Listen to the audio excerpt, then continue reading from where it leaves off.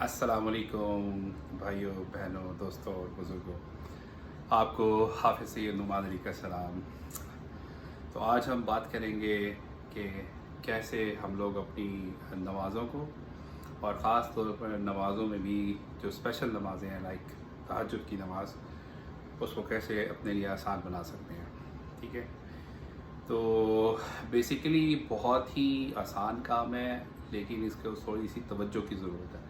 अगर हम अपना फोकस अपनी तवज्जो इस तरफ रखेंगे तो इंशाअल्लाह ताला हमारे ये अल्लाह पाक जो है तहज्जुद की नमाज़ बहुत आसान कर देंगे और हम ब्लेस्ड लोगों में से होंगे जिनको अल्लाह पाक ने ये शर्फ़ दिया है, जो कि उठते हैं सुबह के वक्त और ये नमाज़ अदा करते हैं। तो तहज्जुद की नमाज़ के लिए सबसे पहले मैं आपको ये बताता हूँ कि इसकी इम्पोर्टेंस क्यों है बहुत ज़्यादा। इसकी इम्पोर्टेंस इसलिए बहुत ज़्यादा है कि अल्लाह पाक जो है ना वो सातवें आसमान से ना पहले आसमान पे आ जाते हैं और देखते हैं कि सुबह जब सारी दुनिया सो रही है, सारी मखलूक सो रही है, तो कोई है अल्लाह का बंदा मुझसे मांगने वाला।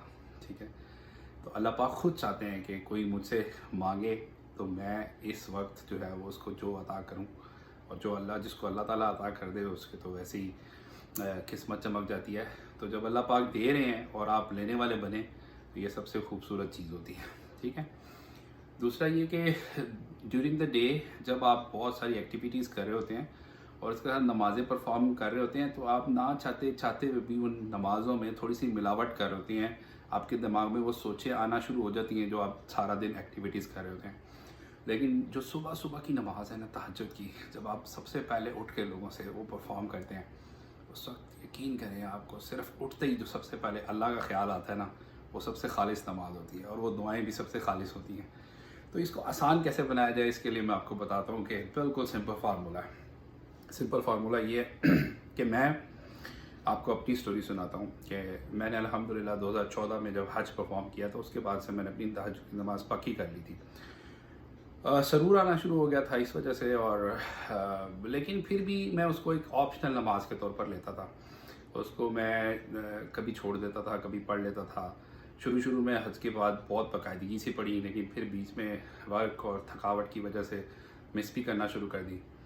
लेकिन 2015 में ऐसा हुआ राइट आफ्टर 1 ईयर कि हमारे ऑफिस की जॉब की वजह से हम लोगों ने बहुत बड़ी एक डील लॉक की अफ्रीका में, एयरटेल अफ्रीका के साथ। उस डील को कहा जा सकता था कि वो deal of the whole world आप कह लें, सबसे बड़ी डील दुनिया में जो है ना वो हमारी कंपनी लेकर आई। उसमें जो हमारा जो बॉस था, जो बिग बॉस, हेड ऑफ पूरा RSSA रीजन का जो था, वो ग्रीश उसका नाम था। वो एक इंडियन था, इंडियन अमेरिकन नज़ाद आप कह लें।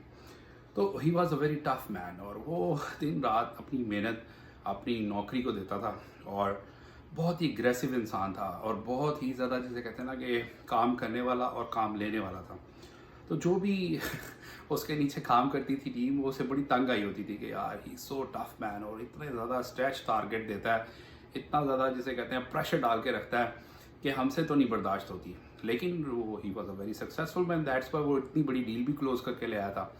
तो वो जो क्रेजी माइंडेड पीपल होते हैं, जो दुनिया के लिए बड़े डेडिकेटेड होते हैं, वही ऐसे काम अचीवमेंट्स करते हैं।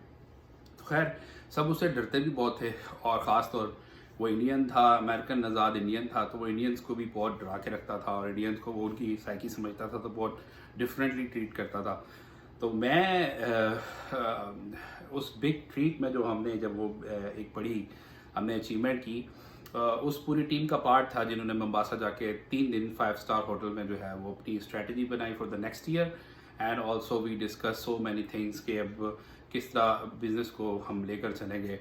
और उसमें फिर हम जो है वो अपने उस बिग बॉस के साथ थोड़ा फ्रेंडली बिहेवियर और फ्रेंडली माहौल में आ गए। तो मैं एक सुबह नाश्ते के टाइम पर टेबल पर उसके जस्ट नेक्स्ट राइट बिसाइड बैठा हुआ था। तो हम लोग सब नाश्ता टीम कर रही थी, तो सब जो है वो बड़े फ्रेंडली माहौल में गपशप लगा रहे थे।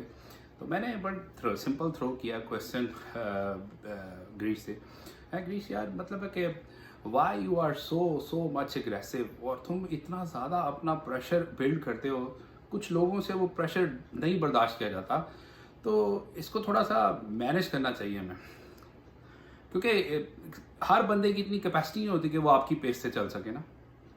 तो उसने मुझे बड़ा सिंपल रिप्लाई दिया। उसने कहा कि जो काम आपको दिया जाता है कंपनी से, अगर आप सिर्फ वो करते हैं तो आप क्या कमाल करते हैं? There is no fun in that. कहता है कि अगर आप कुछ अचीव करना चाहते हैं, कुछ दुनिया में कुछ बताना चाहते हैं कि मैं I am different from others, you have to go extra mile, you have to stretch your target. अगर आपको कंपनी कहती है मुझे 100 रुपये ला के दो, जब तक आप 200 रुपये का टारगेट नहीं रखेंगे या कंपनी भी आपको 200 का टारगेट नहीं देगी, आप 100 अचीव नहीं कर पाएंगे। तो वो जो लेवल, वो जो एक्सपेक्ट करते हैं आपसे, वो रियलिस्टिक नहीं होता, वो स्ट्रेच टारगेट होता है कि आप दिन रात की मेहनत के बाद शायद वो अचीव कर पाएँ। लेकिन उनको पता होता है कि अगर आप वो नहीं अचीव कर पाए तो कम से कम वो जो उनको एक्सपेक्टेशन है 100% वो तो अचीव कर ही पाएंगे। तो उसने मुझे जब ये लफ्ज़ कहा ना, there is no fun in life if you just meet your target, fun starts when you stretch your target. उस दिन मैं एक दफ़ा सोच में पड़ गया, मैंने कहा यार अल्लाह पाक ने हमें 5 नमाजें दिन में अदा करने को कहा, एंड इट्स आवर जॉब, ये हमारा फ़र्ज़ है कि हम 5 नमाजें पढ़ते हैं।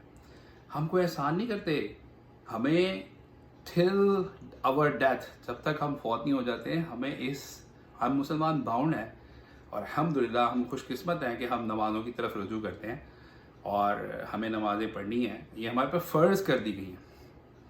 लेकिन क्या फ़र्ज़ कर देने वाली चीज़ को पूरा कर देना कोई कमाल की बात है? ये तो फ़र्ज़ है जो आप पूरा कर रहे हैं। लेकिन अगर आप उसमें तहज्जुद की, उसमें आप इशराक की नमाज, उसमें आप मग़रिबैन की नमाज, ऐसी नमाजें जो बाकी लोग नहीं पढ़ते लेकिन आप पढ़ते हैं, तो आप क्या कर रहे हैं? आप अपने टारगेट को स्ट्रेच कर रहे हैं, आप वो काम कर रहे हैं जो दूसरे नहीं कर रहे।